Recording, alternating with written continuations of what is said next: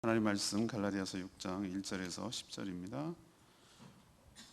갈라디아서 6장 1절에서 10절까지 말씀, 오늘은 8월 30일 금요일 아침입니다. 8월 30일자 본문 갈라디아서 6장 1절에서 10절까지 말씀 교독합니다. 신약성경 309쪽입니다. 309쪽. 형제들아, 사람이 만일 무슨 범죄한 일이 드러나거든 신령한 너희는 온유한 심령으로 그러한 자를 바로잡고 너 자신을 살펴보아 너도 시험을 받을까 두려워하라. 너희가 짐을 서러워지라. 그리하여 그리스도의 법을 성취하라. 만일 누가 아무것도 되지 못하고 된 줄로 생각하면 스스로 속임이라. 각각 자기의 일을 살피라. 그리하면 자랑할 것이 자기에게는 있어도 남에게는 있지 아니하리라. 각각 자기의 짐을 질 것이라.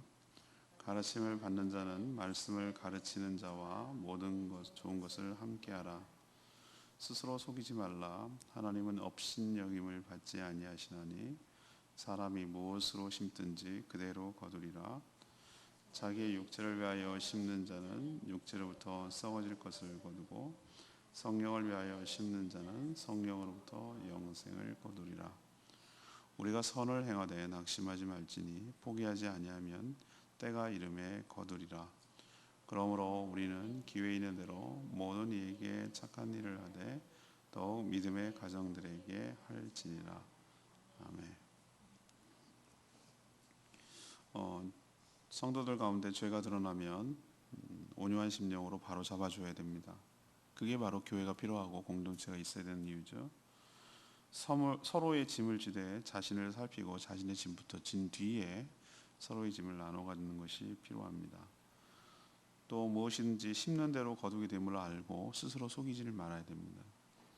육체를 위해 심는 자는 썩어질 것을 거두게 되고 성령을 위하여 심으면 영생을 거두게 된다고 말합니다. 그러니 선을 행하되 낙심하지 말고 포기하지 않고 기다리면 때가 되어 거둘 것이라고 그렇게 말하는 내용이 오늘 내용이 되겠습니다. 오늘 질문은 성령을 따라 살아가는 성도의 삶이란 무엇입니까? 성령을 따라 살아가는 성도의 삶이 무엇입니까? 이것이 오늘 질문입니다. 먼저 4절에 있는 말씀대로 각자 자기 일을 살피되 서로의 짐을 지는 삶, 이게 바로 성령을 따라 사는 성도의 삶입니다. 주님이 주신 자유를 가지고 서로 사랑하며 섬기라고 어제 말씀에 권면했죠. 그럼 어떻게 섬길 것인가? 서로의 짐을 져주는 것이에요.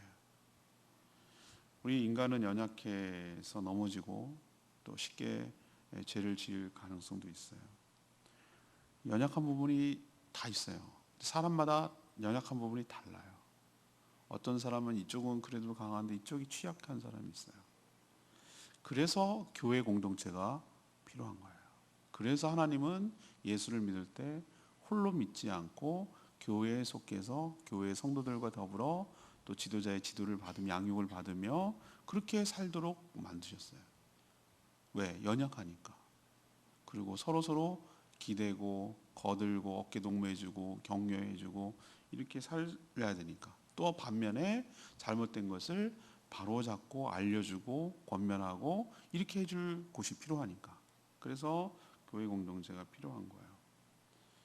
그러니까 신령한 다른 성도, 그러니까 신령한 다른 성도는 누굴 말하는 거죠? 그 성령을 따라 사는 성도를 말하는 겁니다. 신령하다는 게 성령을 따라 사는 성도를 말하는 거예요. 그러면 온유한 마음이 무엇이죠? 자기의 권리가 있지만 자기의 권리를 다 주장하지 않는 것을 온유함이라고 제가 어저께 성령의 9가지 열매 중에 설명할 때 그런 얘기를 한 적이 있어요. 그러니까 온유한 마음으로 잡아주는 거예요. 요즘 세상이 어떤 세상입니까? 남이 되든 말든 망가지든 뭐 신경도 안 쓰는 세상이에요. 그리고 사람이 자기를 위해서 해주는 말이나 위하는 말도 듣기를 아주 싫어요. 자존심만 남아가지고. 그래서 무슨 충고나 무슨 얘기를 해주면은 아주 기분 나빠하고 듣기를 싫어하는 세상에 우리가 살고 있어요. 그래서 참 어려워요. 이게 온유한 심정으로 그것을 바로 잡아주는 짐을 진다. 그래서 짐이라고 말하는 겁니다. 그런 짐을 진다는 것이 얼마나, 그러니까 짐이라고 그러죠. 부담스럽지 않고 짐이 아니 어렵지 않으면 뭐라고 짐이라고 하겠어요. 그래서 짐을 지어야 된다는 거예요.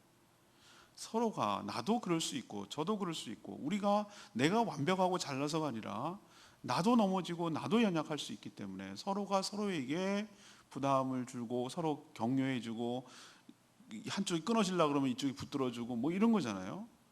그 사상교라고 있어요. 철로 이렇게 꽉 잡아주는 다리를 사상교라고 그러는데, 그 작은 철사 하나로 시작하는 거예요. 철사가 또 꼬이고 그 꼬인 것이 또 꼬이고 꼬인 것이 또 꼬이고, 그래서 이만한 커다란 그 쇠줄을 만드는데, 그게 왜 통으로 안 만들겠습니까? 통으로 하면 끊어지면 끝장나니까. 근데 작은 철사가 엉기고 성기고 엉기고 이렇게 하면은 하나가 끊어져도 하나가 또 붙들고 있고, 그게 바로 교회 공동체의 효과인 것이죠. 그리고 그 전에, 남을 붙잡아 주기 전에 다른 지체들에게 내가 부담이 되지 않도록 자신이 해야 할 것을 마땅한 일들을 감당한 후에, 남에게 패기치지 않도록 자기가 먼저, 오늘 그 얘기 했잖아요. 서로의 짐을 지지만 또 자기를 살펴서, 4절에 자기를 살펴서 또 5절에 자기의 짐을 지라고 그렇게 말하고 있잖아요. 자기가 그러니까 해야 될 일을 마땅히 한 후에, 그런 후에 남의 짐을 질 수 있는 법이라고 말합니다. 이것이 뭐라고 합니까? 그리스도의 법을 뭐 하는 거다? 성취하는 것이다. 2절에 표현하는 거. 이렇게 하는 게 마땅한 것이다. 그게 바로 그리스도인답게 살아가는 것이다. 그 뜻이에요. 이것이 바로 성도가 교회 공동체 안에 있어야 할 이유가 여기 있는 거예요. 서로에게 선한 자극과 도전이 되기도 하고요. 또 서로에게 힘과 의지가 되기도 하고요. 서로가 일종의 감시와 견제 역할도 해주는 거예요.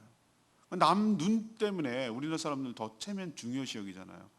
그거 다 보고 있으니까. 그러면 안 된다는 거 아니까. 아니, 체면이라고 하긴 좀 그렇고, 남 눈이 의식이 돼서라도, 그래서 이렇게 살면 안 되지, 이렇게 하면 안 되지라는 것이 의식이 된다면 그것이 오히려 나에게 유익이 되는 건 아니겠어요? 서로가 서로가 있기 때문에 유익이 되는 건 아니겠어요? 그래서 성령을 따라 살아가는 성도의 삶은 첫 번째로 자기를 살피고 자기 짐을 지되 동시에 다른 지체들의 연약한 부분을 감당하고 격려하고 바로잡아주고 그 삶의 짐을 함께 나누는, 그것이 바로 성령을 따라 살아가는 삶인 줄로 믿습니다. 두 번째 얘기는 7절에 있는 말씀이에요. 무엇을 심든지 심는 대로 거둔다는 걸 알아야 돼요. 무엇을 심든지 심는 대로 거두는 걸 알아야 돼요. 여러분, 은혜를 하나님의 선물이라고 해서 뭐 아무렇게나 살아도 하나님이 알아서 다 해주는 이런 것이라고, 뭐 알아서 뒷감당해주고 뒷처리해주는 이것을 은혜라고 생각하면 여러분 큰 오산입니다. 그게 아니에요. 은혜는 뭔가 우리가 심는 것을 그대로 거두게 해주는 것이 은혜예요.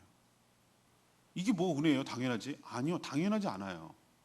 여러분, 심지 않는데 거두려고 하는 게 그게 도둑놈 심부예요.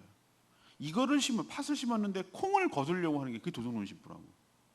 하나님이 심는 것을 그대로 보장해 주는 것, 심었는데 뭔가 얻는 것이 있도록 해주는 게 축복이고 은혜인 줄로 믿습니다. 우리가 더 바라지 않잖아요. 우리가 열심히 일한 대가를 얻기를 원하잖아요. 우리가 심은 그대로 얻는 게, 그게 왜 은혜가 아니에요? 당연해야 되는 거죠. 그게 안 되니까요. 그게 안 되는 게 세상이잖아요. 그런데도 심는 대로 거두게 하는 것 자체가 하나님의 축복이고 은혜라는 걸 알아야 돼요. 자, 우리에게 자유를 주신, 이게 주일날 설교, 어제 본문하고 오늘 본문이 이 주일날 설교인데요. 그 자유, 왜 우리가 그렇게 피값으로 해가서 자유를 주셨죠? 우리가 자유로운 선택을 할 수 있도록. 동시에 선택을 하면 그 선택한 것에 대해서 결과에 대해서 책임을 져야 되는, 이것이 바로 우리를 존중한다는 뜻이에요. 그게 존중하는 거 여러분 아시겠죠? 뭐 선택의 여지가 없다면 그게 무슨 존중하는 거예요? 로봇이지? 왜 선악과를 만들었다고 제가 말씀드렸죠? 그때 옛날에 한번 말씀드렸는데, 선악과를 만들어야지 아담 하와 이브가 진짜로 하나님의 말씀을 자발적이고 자원하는 마음으로 자기 스스로 하나님께 순종하는지, 그거 없으면 어떡하죠? 순종하는지 안 하는지 선택의 여지가 없잖아. 하나님은 우리를 로봇으로 만들지 않았어요. 인격체로 만들었다는 얘기는 우리가 배반할 가능성까지 열어두셔야 이게 진짜 자원하고 자발적이고 우리가 인격 대 인격으로 그 순종하는 거예요. 하나님 우리에게 되찾아 주신 이유가 뭡니까? 우리의 선택 존중하고, 그리고 동시에 그 선택한 결과를 네가 책임진다는 뜻이에요. 심는 대로 거두는 거예요. 이게 사실의 은혜 법칙이라고 말씀드렸는데, 심어도 거두지 못한다면, 심었는데 엉뚱한 것을 거둔다면 이게 얼마나 허무하겠어요? 그런데 심는 대로 거둔다는 것이 보장된다면 이 자체가 은혜이고 축복인 줄로 믿습니다. 두 가지 오늘 얘기를 했어요. 뭘 심느냐? 대표적으로 두 가지. 하나는 자신의 육체를 위하여 심는 자는, 자기 육체를 위해 심는다는 게 뭡니까? 자신의 몸, 자신의 쾌락, 자신의 명예, 자신의 이익, 자신의 이름, 뭐 하여튼 자기의 그 육체, 자신을 위해서 뭔가를 활동하는 것. 심는다는 것은 뭐를 하나 선택해 가고 무슨 어떤 영향력 있는 행위를 한다는 거잖아요. 이게 심는다는 거잖아요. 자기를 위해서 무언가 열심히 살아가는 사람은 썩어질, 육체로부터 썩어질 것, 없어질 것, 망가질 것, 허무해질 것, 없어지는 것, 이거를 거두게 될 거다. 이게 심는 대로 거둔다는 거예요. 반면에 성령을 위하여 심는 자는 성령으로부터 무엇을 거둔다? 영생. 영생이라는 것이 죽지 않고 영원히 사는 게 아니라 천국에서 주님과 더불어 왕노릇하면서 그 하나님이 좋은, 하나님이 누리고 있는 모든 것들을 상속받아서 유업으로 우리도 똑같이 누리게 된다는 의미지, 단순히 그냥 영원히 산다는 개념은 아니에요. 성령을 위하여 심는 자는,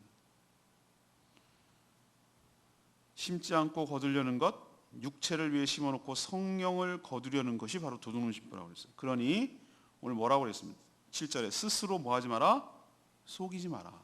속이지 마라. 분명히 육체를 위하여 심어놓고 성령의 것을 거두려고 하는지, 안 심어놓고 뭘 거두려고 한다든지, 이거는 있을 수 없는 거다. 스스로를 속이려고 하지 말라. 그리고 또 하나 중요한 말을 했어요. 하나님을 7절에 업신여김을 받는 분이 아니다. 이 얘기는 뭐죠? 하나님 우습게 여기지 마라. 하나님 이거 해놓고 이거 주세요, 이거 심어놓고 이거 주세요 라고 그렇게 어리석고 그렇게 함부로 할 분이 아니다. 심는 대로 거두게 하시는 분이시다. 하나님 업신여기지 하지 마라 라고 말하는 말이 무슨 뜻인지 우리는 알아야 돼요. 가만 생각해 보면 지금 내가 거두고 있는 건 뭐죠? 과거에 내가 심었던 것들이에요. 심었던 것. 내가 지금 살아가고 있는 모든 것들은 과거에 내가 무엇을 위하여 심고 살았는지를 보여주는 거예요. 그게 거두는 거예요, 내 열매를. 그러면 무서운 얘기인데, 내가 지금 심고 있는 것들이 미래에 내가 거둘 것들이에요. 이건 자명해요. 이게 심는 대로 거두는 법칙. 내가 육체를 위하여 썩어질 것에, 없어질 것에, 사라질 것에, 녹슬 것에, 거기에 허무한 것에 자꾸 뭔가를 활동하고 심으면 그런 걸 거두게 되는 거예요, 육체에. 그러나 지금으로부터 하나님 나라를 위해서 하나님의 가치관이 이 땅에 실현되는 것, 죽어가는 영혼을 위하여 구원하고 정말 생명을 살리는 일에, 그 성령이 하시는 일이거든요. 그런 일에 관심을 갖고 그런 일에 심고 그런 일에 열심을 내면 썩지 아니할 영원한 생명으로, 상급으로 우리에게 열매를 거두게 하실 줄로 믿습니다. 이것이 하나님의 법칙이고 은혜의 법칙이라니까요. 은혜가 공짜가 아니라니까. 이걸 보장해 주는 게 은혜라니까요. 여러분도 엉뚱한 거 심지 마시고 육체를 위하여 심지 마시고 성령을 위하여 심어서 성령의 좋은 것들, 속한 모든 것들을 거두는 복된 인생 살기를 간절히 바랍니다. 이게 바로 성령을 따라 사는 사람의 모습이에요. 세 번째는 9절에 있는 말씀이에요. 9절에 있는 말씀, 선을 행하되 낙심해서 포기하지 말아야 된다는 거예요. 성령을 위하여 심는 자는 성령으로부터 영생을 거둔다고 했는데 당장 실현됩니까? 금방금방 실현되면 사람들 다 하죠. 그래서 믿음이 필요한 거예요. 시간이 지나면서 의심도 생기고 조급해지기도 하고 당장 뭔가 안 일어나는 것 같으니까 낙심하고 포기하는 사람들이 꽤 많아요.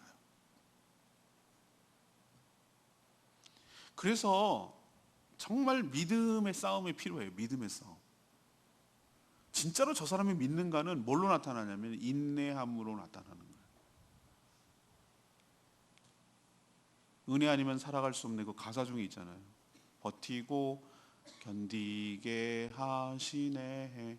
그 찬양 가사 있잖아요. 은혜가 뭐냐? 그냥 막 척척척척 일사천리로 뭐든지 다 되는 것이냐? 아니에요. 때로는 하나님께서 그렇게 주실 때도 있는데 때로는 어떡합니까? 많이 인내해야 되는 경우도 있어요. 어쩌면 자기 살아생전에 그것을 결과를 못 볼 수도 있어요.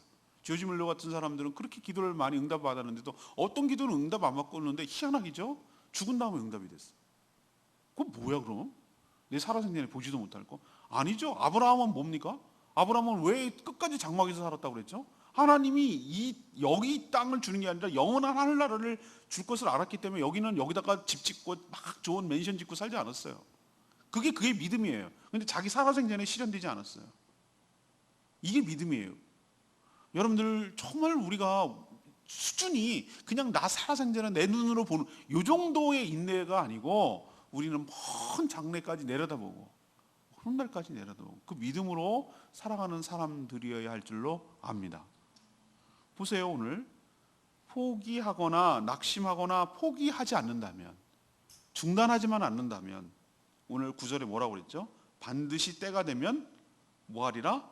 거두리라. 확신하잖아요. 믿음의 또 다른 말은 소망이에요. 그러니 우리에게 기회가 주어지는 대로 모든 사람에게 착한 일을 하되, 여기서 착한 일이란 뭐 돈 좀 주고 이런 개념이 아니라 어제 말한 대로 22절에 있는 5장 22절에 있는 성령의 열매를 행하는 것이, 성령의 열매를 그에게 주는 것이, 사랑과 희락과 화평과 오래 참음과 자비와 양성과 충성과 온유와 절제, 이것들을 상대에게 주는 거예요. 과일은 과일나무가 먹습니까? 아니죠. 포도는 포도 열매 맺어놓고 뚝 떨어지면 포도나무가 먹습니까? 아니요. 항상 열매는 다른 자가 먹는 거예요. 그렇죠? 그런 것처럼 내 삶에 성령의 열매가 맺히면 다른 사람에게 유익이 가는 거예요. 내 안에 그리스도의 성품이 있으면 그 혜택은 다른 사람이 보는 거지만 또 나도 그런 성품이 있다는 거, 예수를 닮았다는 증거이기 때문에 그게 축복인 것이죠. 특히 모든 사람에게 해야 되지만 누구에게 하라고 10절에 얘기하고 있죠? 믿음의 가정들, 그러니까 믿는 지체들이라고 말할 수가 있어요. 착한 일이란 단순히 물질을 주는 구제만 의미하지 않아요. 6절에 있는 말씀대로 앞에서 말한 모든 좋은 것을 함께 뭐 하는 거죠? 나누는 거예요. 모든 좋은 것을 함께 나누는 것이. 가르치는 자, 가르침을 받는 자는 말씀을 가르치는 자와 모든 좋은 것을 뭐하라? 함께 하라고 그랬잖아요. 함께 하라. 이게 착한 일이에요. 그리고 2절에 있는 말씀은 상대방이 힘들어하는 인생의 짐을 나눠주는 것, 나눠지는 것, 이게 바로 착한 일이에요. 무관심하고 본청만청하는 게 아니라 들어주고 안타까워해주고 같이 기도해주고 마음을 같이 해주고, 이게 바로 착한 일이에요. 어제도 우리 가정교회 지역 모임 했는데 목사님들 만나면 목회가 어디 쉬운 사람이 어디 있어? 다 힘들지. 성도들한테 말 못해요. 그걸 어떻게 다 얘기하겠어? 근데 만나서 다 같은 입장이니까 서로 눈물을 흘리면서 얘기해요. 그건 또 다 들어줘요. 근데 그 자체가 해결책은 나오지 않아요. 무슨 어줍지 않게 조언은 뭐 몰라서 그러나? 다 알아요. 그렇지만 그냥 그런 얘기를, 속상한 얘기, 화나는 얘기, 뭐 그런 얘기들을 나누는 가운데 그렇다고 공감해주고 지지해주고 힘내시라고 격려해주고 이러는 가운데 그게 바로 짐을 져주는 거고, 누군가가 나를 지지해주고 공감해주고 이해해주는 사람이 있다라는 것이 버티게 하는 거거든요. 힘을 주는 거거든요. 그게 바로 짐을 지는 거예요. 그게 바로 착한 일을 하는 거예요. 믿음의 가정에게 더 하라고 오늘 얘기를 해주잖아요. 모든 사람에게 그렇게 해야 되지만 특히 가까운 지체들, 성도들에게 먼저 해야 될 줄로 압니다. 왜? 가까운 성도들에게도 하지 않는 자가 모든 사람에게 그렇게 친절을 베풀 리가 없어요.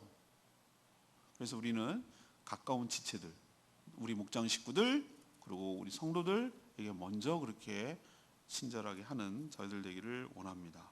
믿음의 또 다른 말이 잘 참아내는 것이, 끝까지 인내하고 견디는 것이, 이게 바로 믿음으로 사는 삶인 줄로 믿습니다. 4절에 있는 말씀이 레마의 말씀인데요. 각각 자기 일을 살피라. 그리하면 자랑할 것이 자기에게는 있어도 남에게는 있지 아니하리니. 그러니까 자신의 짐을 지지도 못하는 사람이 남의 짐을 질 수 없다는 거죠. 늘 문제만 일으킨 사람이 있어요. 자기 앞가림을 못해요. 그러면서 남의 문제에 도움이 될 수가 없잖아요. 폐만 끼치잖아요. 부담만 주어지고. 그러니까 자신의 짐을 지려면 늘 자신을 살피는 수밖에 없어요. 내가 뭐 해야 되지? 내가 뭐가 문제지? 매일매일 매 순간마다 말씀이 거울이 되어야 돼요.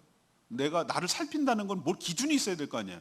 자기를 어떻게 봐요? 거울이라는 매체를 통해서 보는 거지. 자기를 보는 사람이 세상에 어디 있어요? 항상 뭔가 상대가 뭔가 있어야 되는 거예요. 나는 객관적으로 나를 못 본다니까요. 상대방이 나한테 대하는 태도가 바로 내 거울이에요.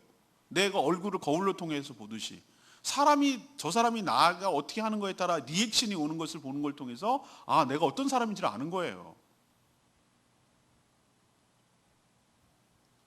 그래서 말과 행동과 생각을 지켜봐야 되고 비춰봐야 되고요. 그래야 객관적으로 보고요. 이것도 모르면서 묻은 줄도 모르고 다른 사람을 서게 되어 부끄럽게 되는 것이죠. 다른 사람을 뭐라고 하는 것이 부끄럽게 되는 것이죠. 자기 성찰이 자기를 짐을 지는 것의 시작이라는 것을 우리에게 보여주고 있는 대목인 줄로 압니다. 오늘 질문이 뭐죠? 성령을 따라 살아가는 성도의 삶이란 무엇입니까? 이것이 바로 오늘의 질문이에요. 첫 번째는 각각 자기를 살피되 또 동시에 확장돼서 서로의 짐을 지어주는 것, 그 부담을 끌어안아주는 것, 인생의 짐을 져주고 흐트러지고 잘못 살려는 사람을 붙들어주고 위로와 격려가 필요한 사람에게 격려해주고 힘을 북돋아주고 이렇게 하는 것을 짐을 진다라고 표현하는 거예요. 근데 짐이라고 말하는 것으로 봐서 쉬운 일은 아니에요. 그렇지만 해야 되는 일이라는 거예요. 이게 바로 성령을 따라 사는 사람이에요.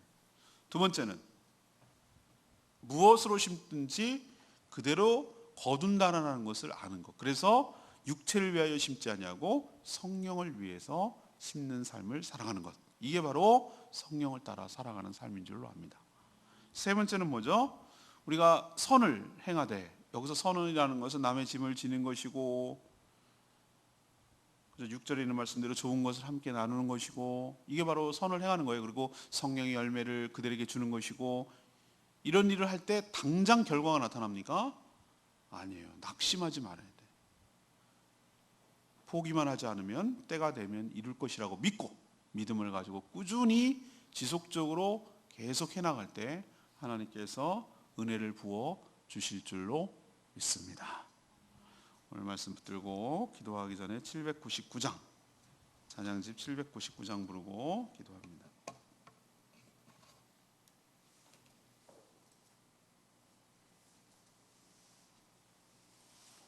찬양집 799장 아름다운 사랑을 나눠요. 주님의 사랑 799장입니다.